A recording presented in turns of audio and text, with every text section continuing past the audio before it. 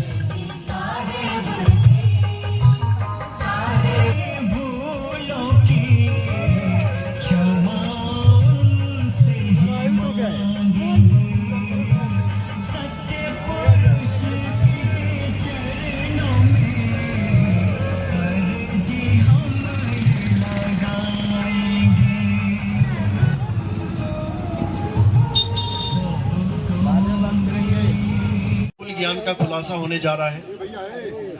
असल में ज्ञान दो प्रकार के होते हैं, एक होता है पवित्र ज्ञान, एक होता है मूल ज्ञान। पवित्र ज्ञान क्या होता है?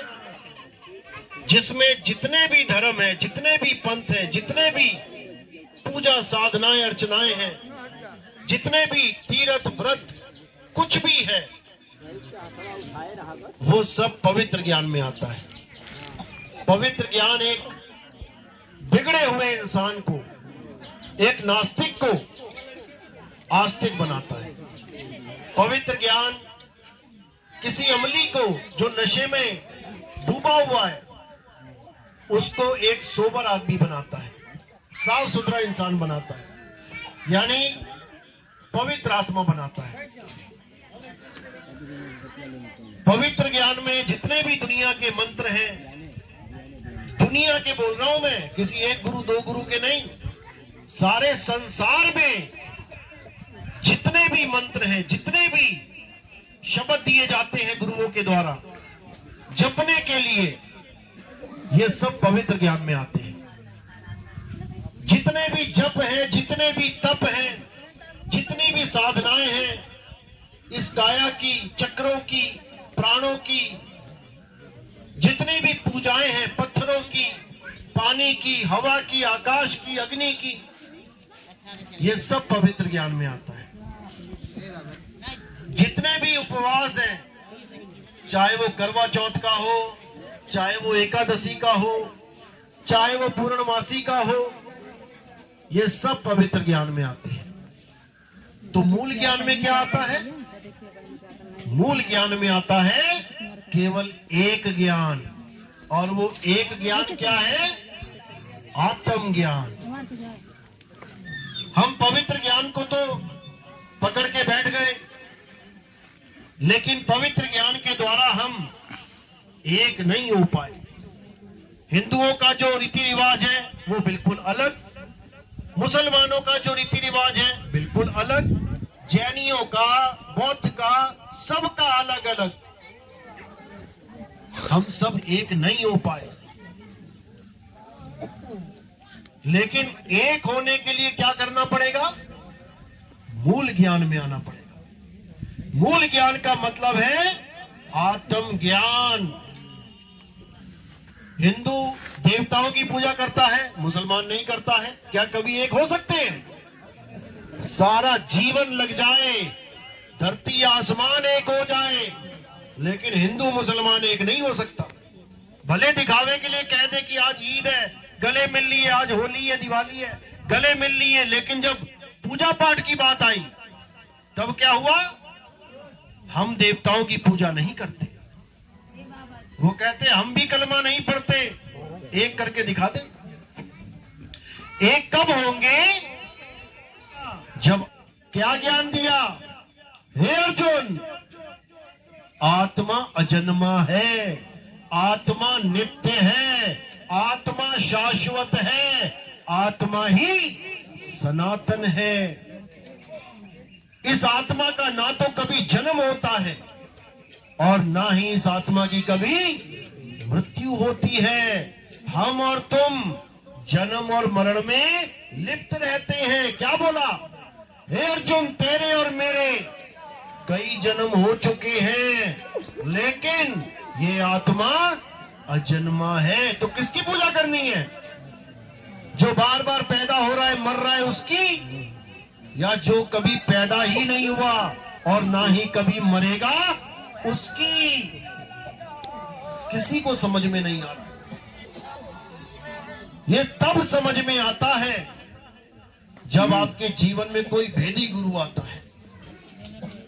जपी तपी सन्यासी नहीं। आज तक जितने भी गुरु धारण किए गए, जपी तपी सन्यासी। जपी का मतलब क्या होता है? जो नाम जपता है। आज तक जितने भी गुरुओं के पास जितने भी चेले गए, गुरुओं ने क्या दे दिया? नाम दे दिया जपने के लिए। अब गुरु भी जपी तो चेला भी क्या बनेगा? जपी। अब किसी गुरु को देखा, वो एक हाथ ऊपर करके 8 साल से खड़ा है, कोई कांटों के ऊपर लेटा है, कोई आग में भाग रहा है, कोई पानी में खड़ा हुआ है सालों से। अब ये कौन है? ये है तपी। ये तप कर रहे हैं, तपा रहे हैं अपने शरीर को, कष्ट पहुंचा रहे हैं अपने शरीर को। इनको भी लोग गुरु बना लेते हैं। ये तपी है। और सन्यासी जो घर बार छोड़ के जंगल में बैठ जाते हैं मौन धारण करके, वो सन्यासी हैं। लेकिन साहिब क्या कह रहे हैं? मोह को कहां ढूंढे रे बंदे, मैं तो तेरे पास में, ना मैं जप में, ना मैं तप में, ना एकांत निवास में। सारे जप कैंसिल कर दिए, सारे तप कैंसिल कर दिए, और एकांत निवास में जाने को भी मना कर दिया कि जंगलों में जाके पत्ते खा के, कंदमूल खा के परमात्मा नहीं मिलेगा। परमात्मा मिलेगा जब भेदी गुरु आ जाए। खोजी होए तुरंत मिल जाऊं, एक पल की तलाश में, और कहे कबीर सुनो भाई साधो, मैं तो हूं विश्वास में। एक पल में भेदी गुरु भेद बता देगा। अब तुम्हारा जितना जितना भी तुम्हारी दौड़ धूप है ये सब खत्म। अब अर्जुन की तरह निशाना केवल चिड़िया की आंख पे लगाना है, यानी सीधा निशाना आत्मदेव पे लगाना है। किसका निशाना? सूरत का। इसी सूरत के द्वारा सीधे निशाना लगाना है आत्मदेव का, जिसको बोला कबीर साहब ने, निशाना कोई मारे संत सुजान। जब वेदी गुरु मिल जाता है तो ये सारे जप तप व्रत सब छूट जाते हैं। लेकिन दुख के साथ कहना पड़ता है कि कबीर पंथी तक इन जप तप व्रत में फंसे पड़े हैं। यही बोल रहे हैं दिन रात, नाम है जप में, नाम है तप में, और कर क्या रहे हैं? जप और तप ही कर रहे हैं, क्योंकि काल भगवान ने इनके दिमाग का ताला लगा रखा है।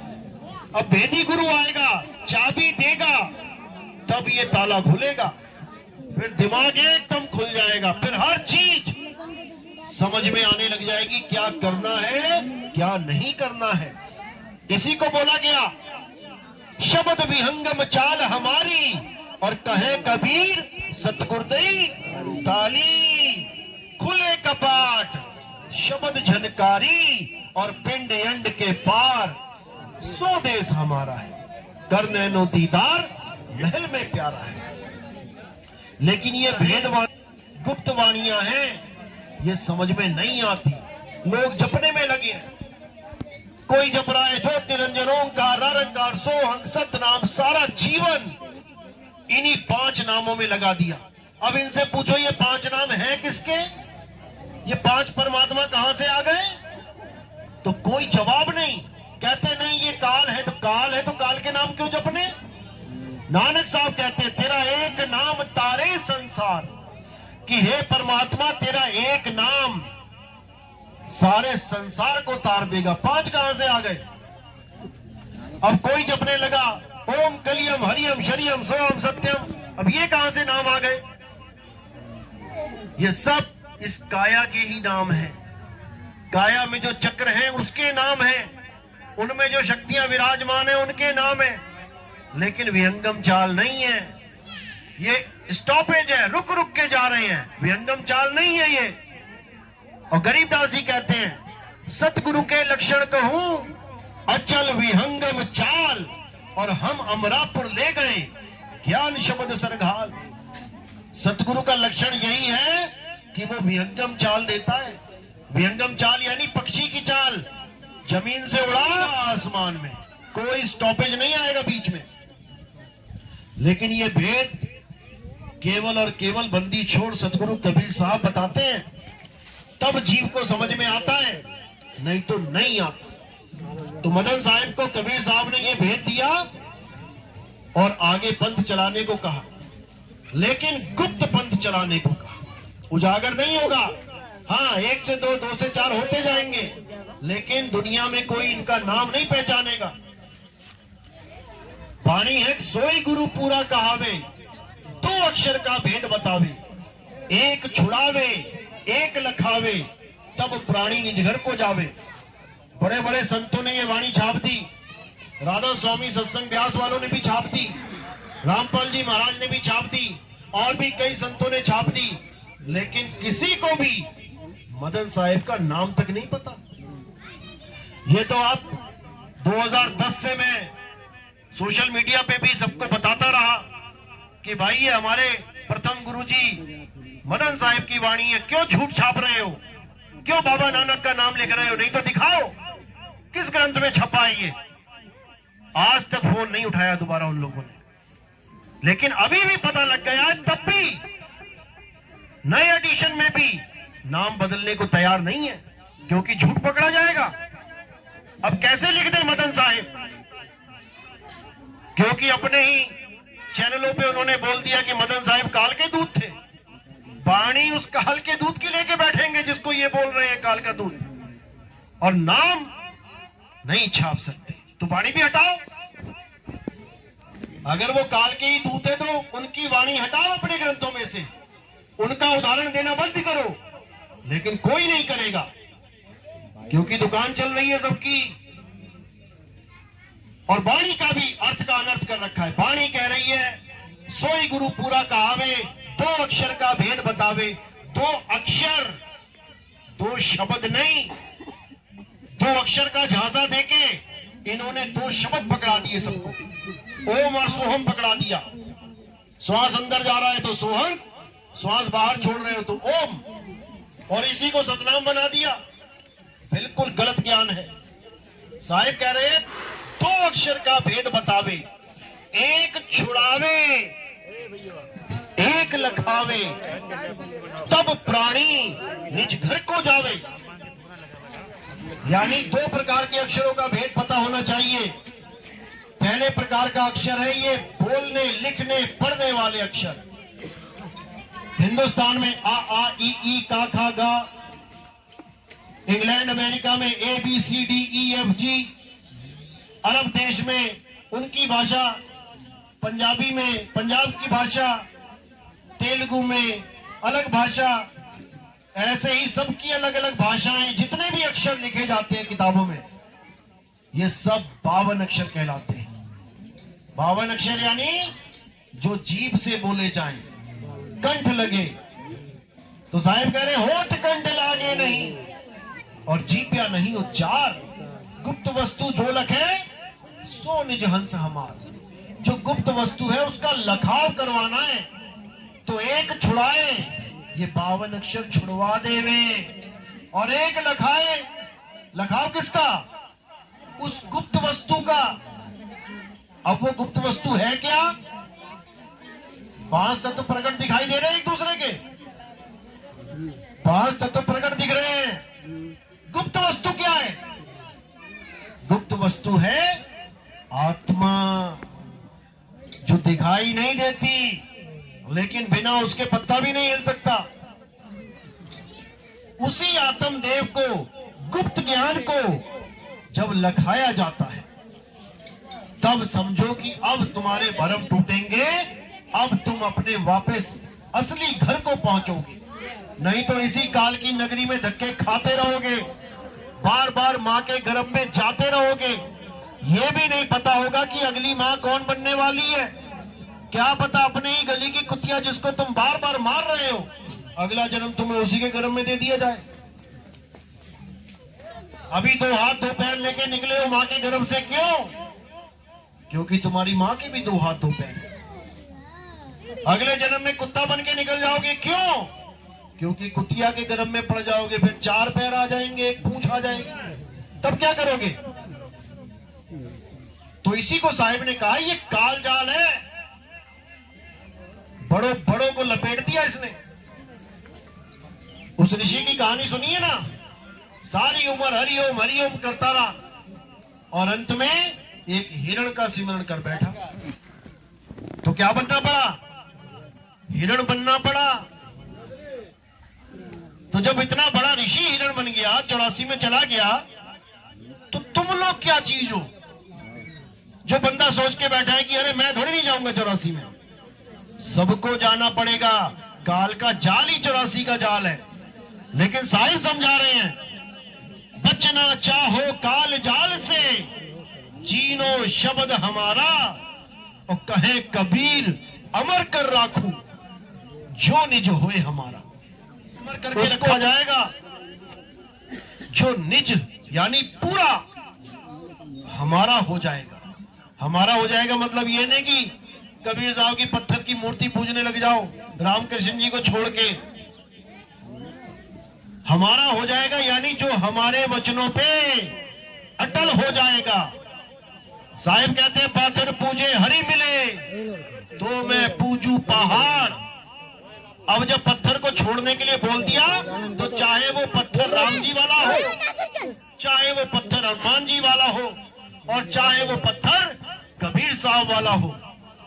पत्थर का मतलब पत्थर होता है, सबको रिजेक्ट मार दो। लेकिन लोग नहीं समझ पा रहे। लोग सोचते हैं कबीरपंथी वो होते हैं जो देवी देवताओं की पूजा छोड़ देते हैं और कबीर साहब की पूजा करते हैं। ऐसा क्यों सोच रहे हैं? क्योंकि इन कबाड़पंथियों ने ऐसा दिखावा कर दिया है कबीरपंथी नहीं बोलता मैं इनको, कबाड़पंथी है। क्यों है कबाड़पंथी? क्योंकि जिस कबीर साहब की पूजा कर रहे हैं, अभी गलती से मूर्ति टूट जाए, उठा के कहां रख देंगे? कबाड़ में। इसीलिए कबाड़पंथी है। कबीर साहब ने कभी नहीं कहा कि कबाड़ की पूजा करो। कबीर साहब ने कहा आत्म ज्ञान बिना नर भटके, कभी काबा कभी काशी, और जल में मीन प्यासी, मोह देखत आवे हंसी। साहिब कहते हैं आत्म ज्ञान पकड़ो। इस ज्ञान को प्राप्त करने के बाद तुम्हारा जन्म और मरण सदा के लिए खत्म हो जाएगा। पत्थर पूजने से कुछ होने वाला नहीं है, नाम जपने से भी कुछ होने वाला नहीं है। साहिब मंत्रों के खिलाफ थे। अरे तंत्र मंत्र सब झूठ है, इनमें ना उलझे कोई, और सार शब्द जाने बिना कागा हंस ना होए। सार शब्द को जानो। सार शब्द कोई मंत्र नहीं है कि तुमसे फॉर्म भरवाए जा रहे हैं जी, आ जाओ जी सार शब्द ले जाओ जी। कैसे ले जाओ जी? टीवी में दिखाएंगे, ले जाओ जी। सार शब्द कोई मंत्र नहीं है। सार शब्द सतनाम है। सत्य नाम है सार। बूझो संत विवेक करी, उतरो भवजल पार, सतगुरु का उपदेश यही। सत्य नाम ही सार शब्द है, और सार शब्द कोई मंत्र नहीं है। सतनाम कोई मंत्र नहीं है। सतनाम का मतलब है सच्चा नाम। अब झूठा नाम कौन सा है? अगर सच्चा नाम बोला जाए तो इसका मतलब झूठा नाम भी है। अब सच और झूठ में फैसला कैसे करेंगे? वाणी से। तो साहिब क्या कह रहे हैं? 52 अक्षर जीव आधारा, जो जीव से बोले जाते हैं वो क्या है? झूठे नाम, नकली नाम। 52 अक्षर जीव आधारा, आदि अक्षर जीभ्या से न्यारा, ये है सतनाम। वाही को सत सिमरण कहिए, और सिमर सिमर नर उतरो पारा। सतनाम कोई नाम नहीं है। सतनाम तुम्हारा सत्य स्वरूप है, आत्म स्वरूप है। सत्य नाम कोई नाम नहीं, ये है आपन रूप। और जो जाने इस भेद को, पावे आप स्वरूप। जो इस भेद को जान जाता है कि सतनाम क्या है, वो आत्म ज्ञान को प्राप्त हो जाता है। फिर वो मरता नहीं है, फिर केवल शरीर मरता है। हम ना मरे मरे संसारा, हमको मिला जीवनहारा। मुझे वो आत्मदेव मिल गया जिसकी वजह से काया जिंदा दिखाई दे रही है। अब मुझे काया की जरूरत नहीं है। ठीक है, जब तक लाद के घूमना पड़ेगा ठीक है, लाद लेंगे, लेकिन जब इसको छोड़ेंगे तो ऐसा छोड़ेंगे कि दोबारा ये पकड़ेंगे ही नहीं। ना होना पड़े, और अगर पैदा नहीं होंगे तो मरेंगे ही नहीं। तो इसको साहिब ने बोला, मरता मरता जग बुआ, और मरना जाने ना कोई, ऐसी मरनी जो मरे बहुर न मरना होए। सारी दुनिया मर रही है, कह रहे आएगी देखी जाएगी, और जब आती है तो भागे भागे फिरते हैं, बचा लो मुझे, बचा लो मुझे, बचा लो। तब तो बड़ा सियाना बन रहे थे, आएगी देखी जाएगी। अब क्या हुआ? क्योंकि कहना आसान है, शरीर छोड़ना बच्चों का खेल नहीं है। लेकिन साहिब ने कहा, जिस मरने से जग डरे, मेरे मन आनंद, और मरने पर ही पाइए पूर्ण परमानंद। अगर तुम्हें सही तरीका पता है इस देह को त्यागने का, तो यकीन जानना ये तुम्हें मौत छू भी नहीं सकती। जिसको कहते हैं छूना भी, मारना तो बहुत दूर है, क्योंकि तुम कभी मर ही नहीं सकते। तुम अजन्मे हो, तुम नित्य हो, तुम शरीर नहीं हो कि बार बार पैदा होके मर रहे हो। ये शरीर मर रहा है, तुम नहीं मर रहे हो। तुम तो शरीरों में सुख दुख भोग रहे हो, मरता केवल शरीर है। तो यही साहिब ने कहा कि पानी में पानी मिला और मिला पौन में पौन। और मैं तो से पूछूं पंडिता, इनमें मरा कौन? ये पांच तत्व में लीन हो गए, यानी मिल गए, मरे थोड़ी नहीं। और जीव अमर है, आत्मा अमर है, तो मरा कौन? कोई नहीं मरा। इस दुनिया का सबसे बड़ा झूठ यही है कि एक दिन तुम मर जाओगे, और इसको सच मान के बैठे हैं। किसी से पूछो दुनिया में सबसे बड़ा सच क्या है? मृत्यु ही सच है। अरे भाई, मृत्यु तो तुम्हारी हो ही नहीं सकती। ईश्वर अंश जीव अविनाशी, तो काहे अविनाशी बोल रहे हो? मृत्यु हो जाए तो मृत्यु होती है पंच भौतिक शरीर की, और मृत्यु भी नहीं होती उसकी, वो पहले से ही मरा हुआ है। ये माइक है, ये स्पीकर है, पहले से ही मरा हुआ है। मेरी वजह से आवाज निकल रही है इसकी। ये कब मरेगा? कोई नहीं मरता। ये भ्रम भूत है हमारे दिमाग में डाल दिया गया कि मर जाओगे, मर जाओगे, मर जाओगे। इसी डर के कारण ये सारे धर्मों के, सारे पंथों के, ये सब की दुकानें चल रही हैं इसी डर के कारण। नरक में चले जाओगे, हेल में चले जाओगे, दोजख में चले जाओगे। और साहिब क्या कह रहे हैं? अज्ञानी को स्वर्ग नरक है, हरि जाने को नहीं। अज्ञानी को स्वर्ग नरक है, और जिसने हरि को जान लिया उसके लिए स्वर्ग नरक भी नहीं है, क्योंकि स्वर्ग और नरक दोनों कल्पना है। सपने में तुमने देखा मैं जंगल में गया, मेरे पीछे 4 शेर पड़ गए, वो सपना ही तुम्हारे लिए नरक बन गया।